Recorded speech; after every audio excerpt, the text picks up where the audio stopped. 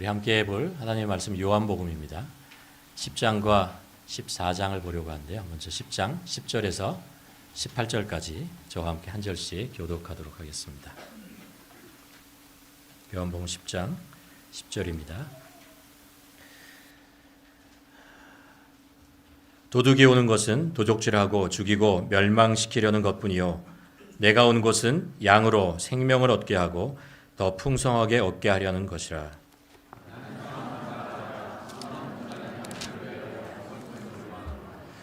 삭구는 목자가 아니요 양도 제 양이 아니라 이리가 오는 것을 보면 양을 버리고 달아나느니 이리가 양을 물고 가고 또 해치느니라.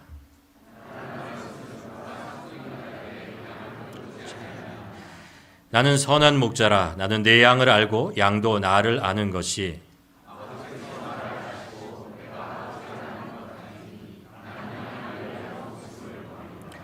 또 이 우리에 들지 아니한 다른 양들이 내게 있어 내가 인도하여야 할 터이니 그들도 내 음성을 듣고 한 무리가 되어 한 목자에게 있으리라.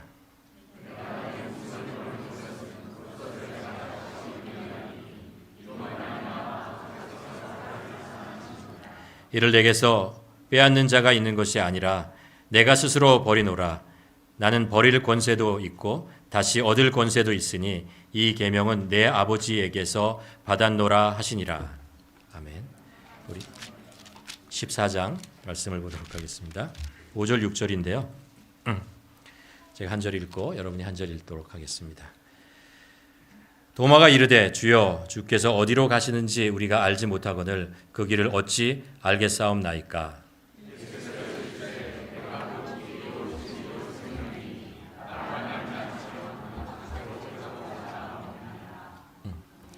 아멘. 우리가 사순절 기간을 보내고 있습니다.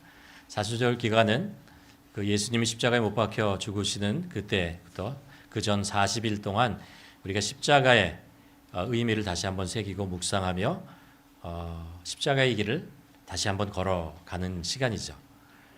여러분 우리가 그동안 이제 묵상 말씀을 함께 나누느라고 이 십자가의 이야기를 잘 나누지 못했는데 오늘부터 제가 몇 번에 걸쳐서 여러분과 함께 십자가에 대해서 여러분과 함께 나누려고 합니다. 오늘 우리가 예수님의 길에 관한 말씀을 좀 나누고요. 그리고 다음 주에는 십자가 아래 선 자들이라는 제목으로 말씀을 나누고 그리고 성금요일 때는 십자가 위에서 그리고 부활절 그때는 우리가 십자가를 넘어서라는 제목을 가지고 여러분과 함께 말씀을 나누려고 합니다. 흔히 인생은 인생을 가리켜 길을 찾는 여정이다라고 얘기를 합니다. 우리 그리스도인에게는 인생이라고 하는 것은 예수 그리스도와 함께 걸어가는 여정이라고 얘기할 수 있지 않겠습니까? 우리가 살아가면서 과연 누구와 함께 가느냐, 어떤 길을 쫓아가느냐라는 것에 따라서 우리의 인생이 가는 목적지도 다르고 가는 순간, 가는 방법도 다 달라질 수밖에 없습니다. 우리가 그리스도인으로서 예수 그리스도와 함께 간다라고 하는 것, 그것은 예수 그리스도의 십자가의 길을 따라가는 것이다 라는 것이기 때문에 우리가 말씀을 통해서 과연 예수님이 가신 그 길은 어떤 길인가, 나는 과연 그 예수님이 가시는 그 길을 지금 같이 밟고 가는가, 이 질문을 우리 자신에게 해보아야 할 것 같습니다. 미국인 인도 선교사 중에 스탠리 존슨이라는 분이 있습니다. 이분이 이제 인도에서 사역을 했는데 하루는 이제 인도의 오지, 아주 밀림이 빽빽한 곳으로 사역을 나가게 되었습니다. 그 빽빽한 곳으로 그 밀림 지역을 가다가 이 사람이 길을 잃어버렸어요. 아무리 찾아도 길을 찾지 못하고 헤맬 수밖에 없는 상황 속에 놓이게 되었습니다. 이제 해는 점점 져가는 것 같고 길은 보이지 않고 절망과 두려움 속에 계속해서 헤매고 있는데 마침 그때 그 밀림 속에서 이제 나무를 베고 있는 원주민을 만나게 되었습니다. 너무 기쁘지 않았겠어요? 그래서 원주민에게 가서 간절히 부탁합니다. 내가 길을 잃었는데 좀 길을 알려달라라는 이제 얘기를 합니다.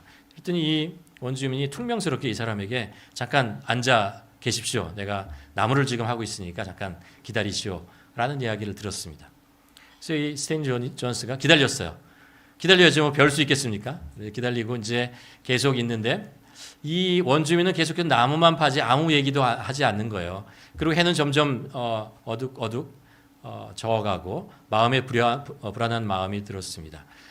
그래서 언제 갈까라는 이제 그런 생각을 하고 있을 때 이 원주민이 이제 가자라는 얘기를 하는 거였어요. 그래서 이제 됐다, 이제 가야겠다라고 이제 쫓아가는데 그 밀림 속으로 이렇게 가는데요. 아무리 봐도 길 같지 않은 곳으로 계속 가는 거예요. 그리고 어디를 가도 이게 정말 마을로 가는 것인가? 라는 것에 대한 어떤 두려움, 의심 이런 것이 들었습니다. 그래서 이 스탠리가 물어봤습니다. 아니 우리가 지금 어디로 가고 있습니까? 길을 제대로 찾고 있는 것입니까? 라고 물어봤더니 이 원주민이 뭐라고 얘기하냐면 이렇게 대답했다고 합니다. 아니 여기에 길이 어디 있습니까? 이 밀림 속에 도대체 길이라는 것이 어디 있습니까? 그러면서 한마디 하는데 내가 길이요 라고 얘기했다고 합니다. 나를 따라오라라는 거죠. 그래서 뭐 할 말이 없죠. 그래서 그 밀림 속 길도 없는 것 같은 그 길을 계속 쫓아가서 갔더니 마침내 마을, 사람들이 사는 마을에 이제 도착하고 이제 안도하고 살아났다. 이런 이 스탠리 존스가 이 경험을 하면서 감사하기도 하고 한 가지 정말 깊은 깨달음이 있었다라고 합니다. 여러분 인생에 어떤 정해진 길이 있다고 생각하십니까? 여러분은 지금 가고 있는 길이 누군가 얘기한 그 정해진 길로 제대로 된 길로 가고 있다고 생각하십니까? 인생은 정말 길이라는 여정을 가는 것 같습니다. 우리가 갈다 보면 그렇죠? 생존을 위한 길을 찾기도 하고 또 때로는 성공을 위한 길을 찾기도 하고 또 때로는 행복을 위한 길을 즐거움을 위한 길 이런 것들을 우리가 찾아 나가게 되는 것이죠. 과연 우리는 지금 어떤 길을 찾아가고 있는가? 어떤 길 위에 서 있는가?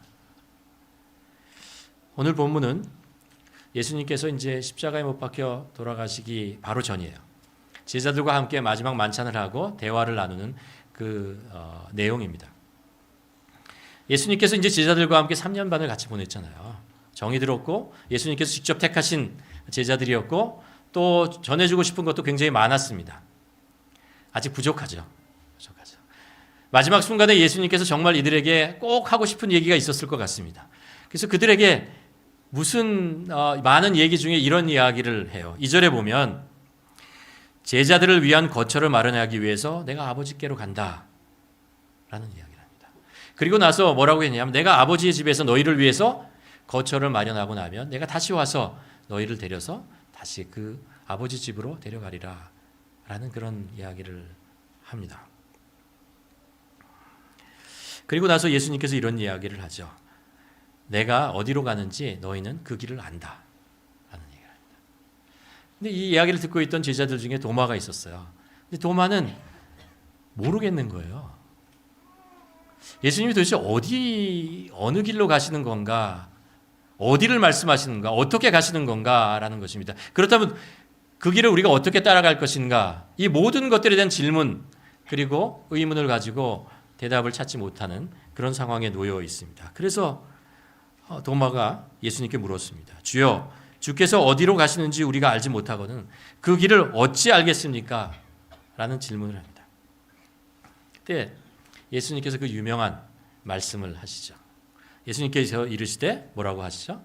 내가 곧 길이요 진리요 생명이니 나로 말미암지 않고는 아버지께로 올 자가 아무도 없다라는 말씀을 하고 있습니다. 예수님은 그 길을 안내해 주시는 분이 아니라는 거예요. 이 길이다 저 길이다 말씀하시는 분이 아니고 예수님 스스로가 내가 길이다 라고 말씀하십니다. 너희가 만약 길을 찾는다면 다른 데서 찾을 것이 아니고 나에게 길이 어딨냐라고 물어볼 것이 아니고 내가 길이니 나를 쫓아와야 될 것이다 라고 말씀하고 있는 것입니다. 보통 우리는 그러잖아요. 어떤 사람이 길을 찾으면 여러분 저 길로 가면 됩니다 라는 얘기합니다.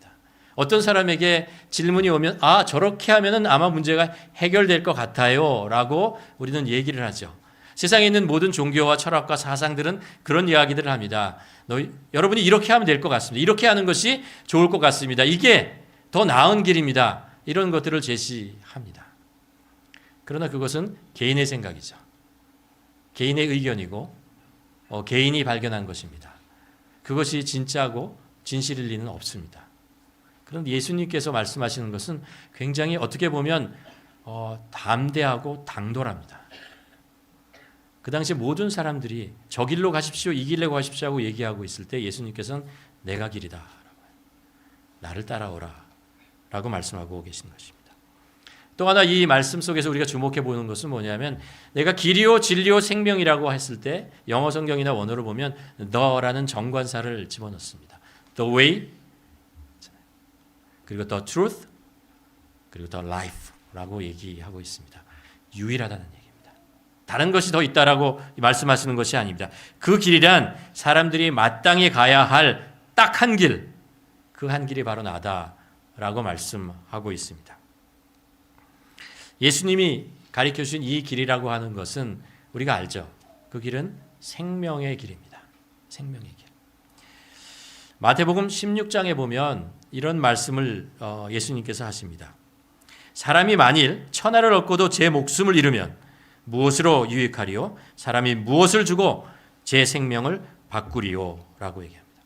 이 말씀의 이제 그 앞뒤에 이제 문맥을 보면 예수님께서 지금 두 가지 생명에 대한 이야기를 하고 있다는 것을 알 수 있습니다.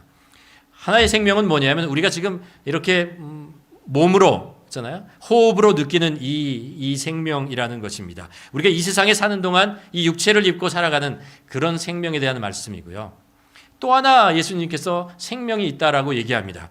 그것은 뭐냐면 영원하신 하나님 안에서 누리는 생명이 있다고 말씀하시는 것입니다. 그래서 사람이 만일 온 천하를 얻고도 제 목숨을 잃으면 무엇이 유익하리요? 라고 말씀하시는 것. 그렇죠? 우리가 이 육체의 생명이 있는 동안 우리의 삶을 좀 더 낫게 하기 위해서 우리는 애를 씁니다. 수고합니다.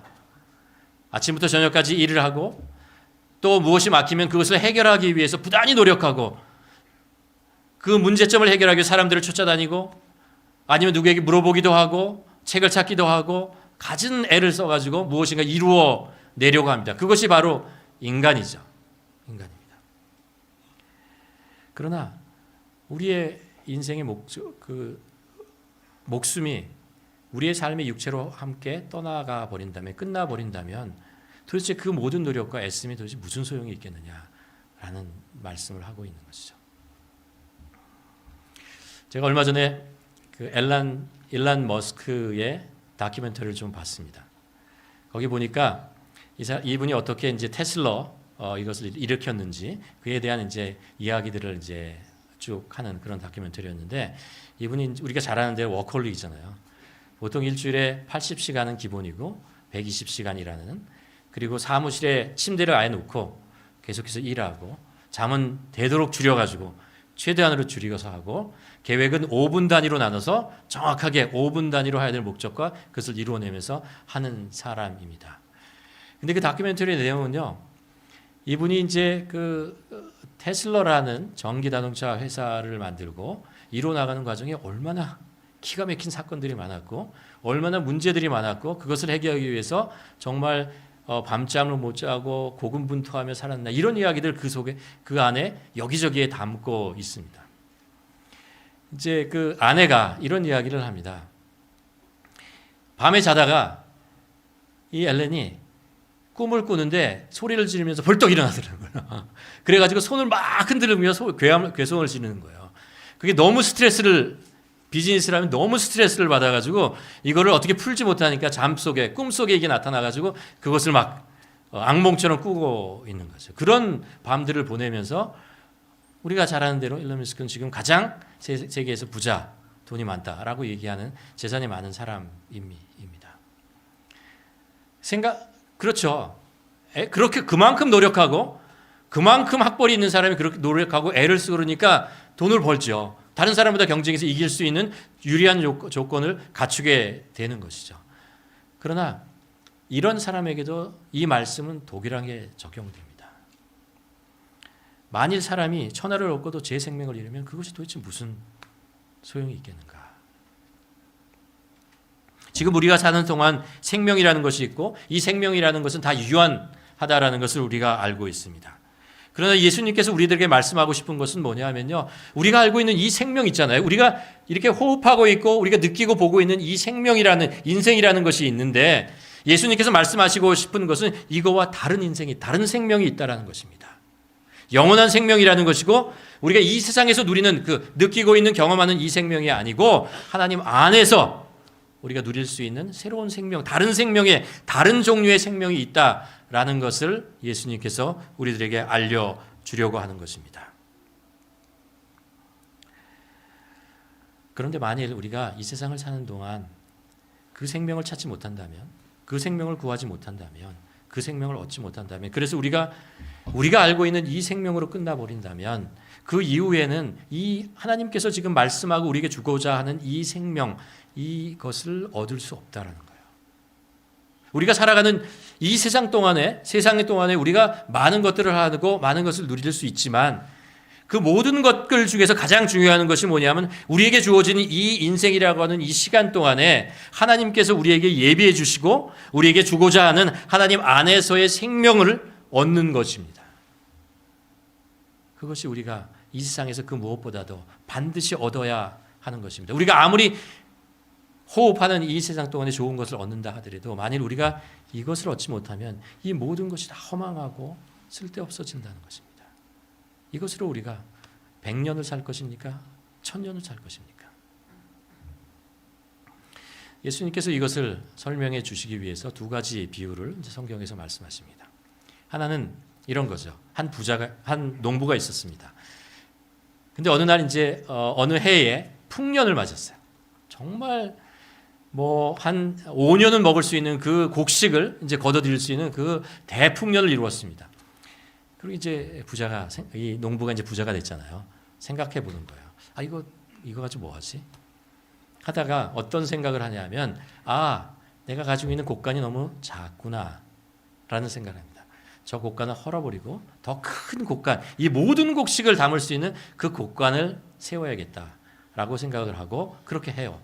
곡간에 그 양식을 다 집어넣습니다. 추수한 것. 그리고 나서 내 영혼이 이제 편안하겠다. 좋다라고 잠을 청합니다. 그때 예수님께서 이 영혼을 향해서 얘기합니다. 오늘 밤 하나님께서 너의 생명을 가져간다면 이 모든 것이 도대체 무슨 소용이 있냐? 라는 말씀하시죠. 또 하나 예를 드십니다. 농부가 밭을 갈다가 귀중한 보화를 찾았어요. 그래가지고 어떻게 했냐면 그 보화를 땅속에 다시 집어넣었어요. 그리고 나서 집에 가서 자기가 평생 동안 모은 모든 재산들 있잖아요. 그것을 다 팔아가지고 그 땅을 샀어요. 그리고 그 보화를 얻은 거죠. 이 농부는 이 보화가 얼마나 가치 있는 것을 알았어요. 이거는 생명이라는 것이죠. 생명보다 더 소중한 가치가 이 세상에 어디 있겠습니까? 이 복음이라는 것이고 예수 그리스도라는 것이고 생명이라는 것을 알아서 자기가 가지고 있는 모든 것을 팔아서 이것을 얻었습니다. 성경이 우리에게 말씀하고 있는 것, 예수님께서 우리에게 가르쳐주신 그 길이라고 하는 것은 이 생명의 길입니다. 예수님께서 주고 싶은 것은 바로 이 생명의 길입니다. 그래서 예수님께서 뭐라고 말씀하시냐 하면 요한복음 10장 10절에 보서 오늘 본문에 이렇게 얘기하죠. 내가 온 것은 양으로 뭘 주고 싶다고요? 생명을 주겠다. 사실 이렇게 얘기하는 거예요. 양을 대상으로 한다면 내가 온 것은 양에게 풀을 주기 위해서 왔다라고 얘기해야 되잖아요. 근데 예수님께서는 무슨 얘기를 하냐면 양에게 내가 생명을 주게 하고 그것을 더 풍성하게 하려고 왔다라고 말씀하고 있습니다. 그러면서 예수님께서 스스로를 양의 문이라고 얘기합니다. 그 유대 지방에 양을 많이 키웠잖아요. 포도나 이런 것도 했지만 양을 키웠는데 양을 방목을 했습니다. 풀어놨어요. 그래서 목초지를 쫓아다니고 꼴을 찾아다니고 이렇게 가다가 이제 밤이 되면 우리로 돌아옵니다. 왜냐하면 이 양들이 살고 있는 그곳이 방목한 곳이기 때문에 사실 위험한 곳이에요. 맹수들도 많고 늑대들도 많고 한여름에는 더울 수도 있고 또 그 밤에는 춥고 겨울이 오고 이러잖아요. 그러니까 이제 때때로 양들을 보호하기 위해서 우리로 집어넣어요. 근데 우리는 어디로 통해서 지나가죠? 양의 문을 통해서 지나가야. 예수님께서 뭐라고 말씀하시면 내가 양의 문이다라고 얘기합니다. 이 양들은 밤에 보호받기 위해서 생명을 보존하기 위해서는 그 우리 안으로 들어가야 하는데 그 우리 안으로 들어가면은 이 문을 통과해야 합니다. 이 문이 누구냐 하면 무엇이냐면 예수님께서 내가 바로 양의 문이다라고 말씀하고 있는 것입니다. 그래서 이 양들은 그 우리 안에 들어가서 생명을 보존할 수 있는 것이죠. 그러니까 양들이 두 종류의 양이 있다라는 거예요. 뭐냐면 그 우리 안에서 보호받고 있으며 생명을 유지하고 있는 양이 있는가 하면 우리 밖에서 스스로의 생명을 보존하기 위해서 싸우며 그 불안해하며 어려워하면서 추위떡에 떨고 있는 그런 양들이 있다라는 것입니다. 예수님은 누구냐라고 하면 양의 문입니다. 그 모든 밖에서 떨고 있는 양들을 하나님의 보호하심의 구원 안으로 생명 안으로 들어오게 하는 일을 하시는 것이 바로 예수 그리스도다라고 얘기하는 것입니다. 여러분 이 말씀이 우리들의 인생하고도 비슷하지 않습니까? 우리 인생도 두 생명 속에서 사는 사람들이 있다는 거예요. 하나님의 생명 안에서 사는 사람이 있는가 하면 그냥 호흡이라고 하는 그 생명 안에서 살면서 부단히 이 세상 속에서 살아남기 위해서 싸우고 애쓰고 수고하고 불안해하기도 하고 실망하기도 하고 좌절하기도 하는 그런 인생을 살아가는 거죠. 그러나 또 하나는 인생은 하나님 안에서 보호받으면서 위로받으면서 사는 것입니다. 비록 그 속에서도 힘들고 어려운 것이 있지만 하나님의 사랑 안에 있기 때문에 보호받고 위로받고 격려받고 치유받으면서 다시 일어날 수 있는 그런 인생을 살아가는 삶이 있다라고 얘기하는 것입니다. 예수님께서 그래서요 뭐라고 말씀하시냐 하면 11절에서 나는 선한 목자요 선한 목자는 양을 위해서 목숨을 버린다 라고 말씀하십니다. 처음에 이 말씀을 읽으면서 그런 생각을 했어요. 이 선한 목자니까 양이 늑대를 만나서 위험척에 처하면은 목자가 양을 구하기 위해서 위험을 무릅쓰고 가서 싸워서 양을 데리고 오는구나 라는 거죠.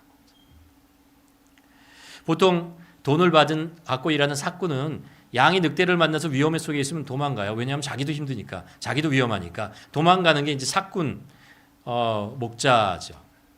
그러나 선한 목자는 양을 소중히 위해서 그것을 위해서 같이 싸운다라는 것입니다. 이 말씀을 가만히 읽어봤더니 그 정도 말씀이 아니라는 것을 알 수 있어요.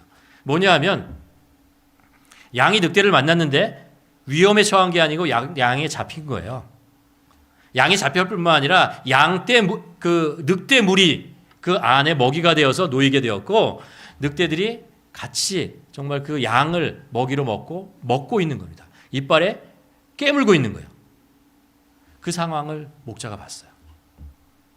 목자가 그것을 보고 포기하고 이제 소망이 없구나라고 돌아서지 않고 그 안으로 무모하게 뛰어들어간다는 거예요. 그 안으로 뛰어들어가서 그 늑대들과 싸우고 자기 생명을 주고 결국 그 양을 구해낸다라는 거죠. 늑대를 다 처리하고 양들을 살려낸다는 거예요. 이게 예수님께서 그 선한 목자는 자기 목숨을 드린다, 던진다, 바친다고 말씀하고 있는 것입니다. 그래서 세상에 이런 목자가 없어요. 이 목자를 갖춰서 The Shepherd예요. 하나밖에 없는 이렇게 할 수 있는 유일한 목자는 예수 그리스도밖에 없다라고 오늘 말씀이 하는 것입니다. 그러면서 예수님께서 18절에서 이렇게 얘기하죠. 이것을 내게서 빼앗는 자가 있는 것이 아니라 내가 스스로 버린다라고 얘기하는 거예요. 그렇죠. 우리가 복음서를 읽어서 알지만 예수님께서 십자가에 못 박혀 죽게 된 것은요. 유대 지도자들의 음모였잖아요. 빌라도가 총독으로서의 권한을 가지고 십자가형을 내렸기 때문에 그러잖아요. 로마 군인들이 예수님을 끌어다가 십자가에 못을 박고 창을 옆구리에 찔러서 죽인 거잖아요. 근데 예수님께서 아니라는 거예요. 내가 선택한 길이다. 내가 갔다. 내가 십자가 위에 섰다라고 말씀하시는 거예요. 내 스스로, 내 의지대로 내가 해야 할 일이기 때문에 내 목표를 가지고 했다라고 말씀하십니다. 왜 그렇죠? 양을 구하기 위해서 그래요. 양을 구해야 하기 때문에 그래요. 죄로 인해서 죽어가는 우리들을 구하기 위해서, 멸망할 수밖에 없는 우리를 구하기 위해서 예수님께서 스스로 죽었다라는 것입니다. 그래서 예수님이잖아요. 예수님께서 하신 그 십자가의 길은 더 길이에요. 하나밖에 없어요. 그렇게 할 수 있는 사람이 없고 그렇게 하지도 않아요. 그렇게 할 수도 없어요. 예수님만이 십자가에서 죽으시고 양 같은 우리들 있잖아요. 우리들을 구원해 주셨다. 여러분, 우리가 병이 나면 예수님께서 그 공생의 기간 동안에 많은 사람들을 고쳐주셨다. 이 병을 사랑하셨으니까, 그 고통을 아니까 도와줬어요. 그러나 정확하게 얘기하면 그들은 다시 병들고 죽을 잠시 건강한 육체를 가지게 된 거예요. 언젠가는 다시 병이 들어요. 다시 약해지고 그 육체는 그렇게 되어집니다. 그렇기 때문에 예수님께서 만난 모든 사람들의 병자를 고쳐주시지 않으셨어요. 그러나 모든 사람들의 영혼을 구원할 길을 열어놓으신 거예요. 누구나, 어떤 사람이나 누구나 들어올 수 있는 그 길을 열어주신 것입니다. 왜냐하면 진짜 중요한 것은 우리가 호흡하고 있는 이 생명이 아니고 하나님 안에서 누리는 영원한 생명이기 때문에 그 생명으로 인도하시는 길을 여는 것이 예수 그리스도에게 더 큰, 더 중요한 그의 삶 속에서 해야 될 가장 큰 목표이기 때문에 그의 생명을 드리고 그 일을 하신 거죠.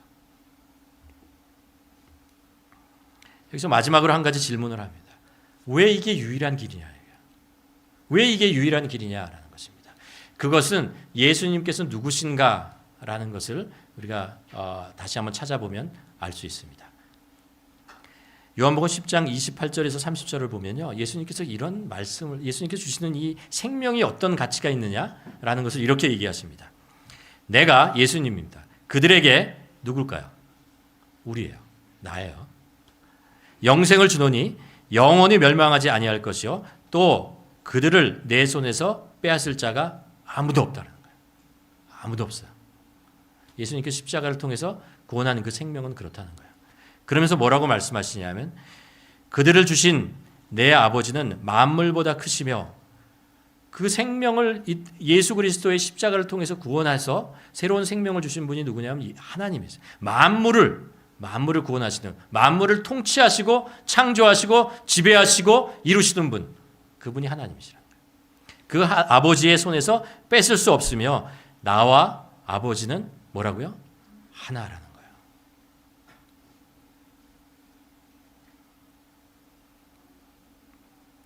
그럼 여기서 한번 잠깐 멈춰서서 한번 묵상해 보아요. 이 말씀이 도대체 어떤 의미를 가지고 있는지 한번 우리가 가만히 생각해 볼 필요가 있습니다. 예수 그리스도가 십자가에서 죽으셨어요. 그렇죠? 그런데 그분이 하나님이시면 이게 어떻게 되는 거예요? 하나님은 자신의 전부를 주셨다는 거예요. 우리를 구원하시기 위해서 하나님께서는 당신이 가지고 있는 전부를 주셨다는 거예요. 그 하나님이 누구시냐 하면 이 세상을 창조하시고 이 세상을 섭리하시고 통치하시는 하나님이에요.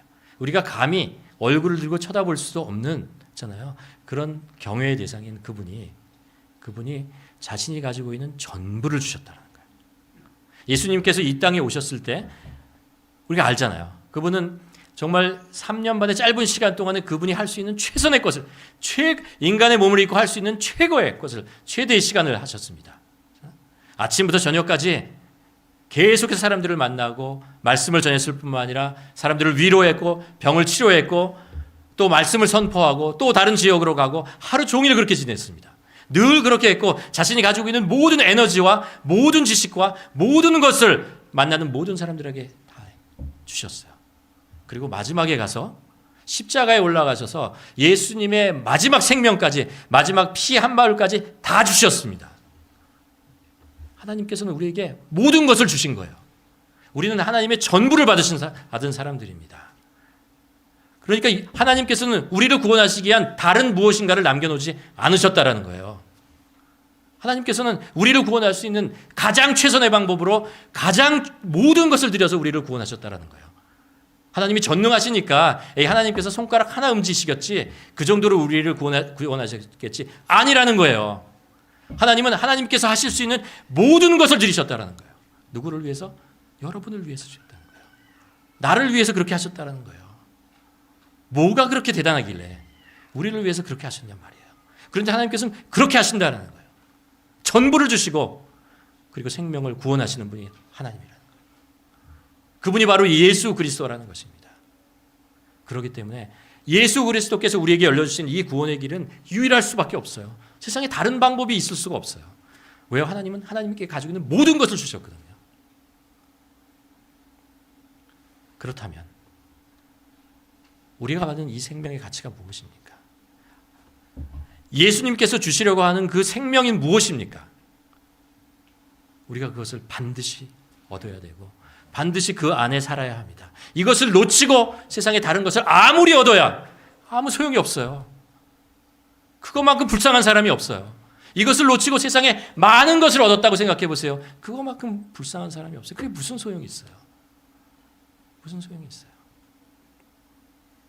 그래서 예수님께서 주시고 싶은 거예요. 이거다. 이 생명을 내가 주시기 위해서 너에게 왔고 이것을 너희가 얻어야 된다. 이것을 위해서 내가 내 생명 모든 것을 주었다라고 말씀하시는 거죠. 예수님께서는 누구에게나 상관하지 않았어요. 작은 소자에게도 나병에 걸린 사람에게도 사람들이 멸시를 받는 자에게도 상관없어요.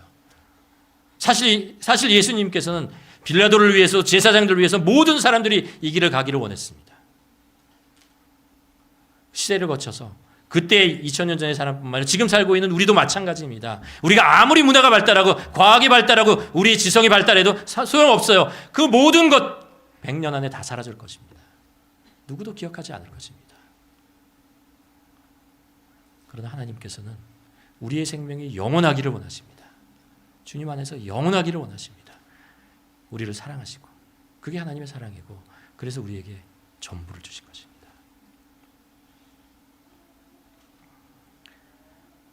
여러분 우리는 그 길을 아십니까? 예수 그리스도께서 우리에게 놓아주신 그 길을 아십니까? 그리고 그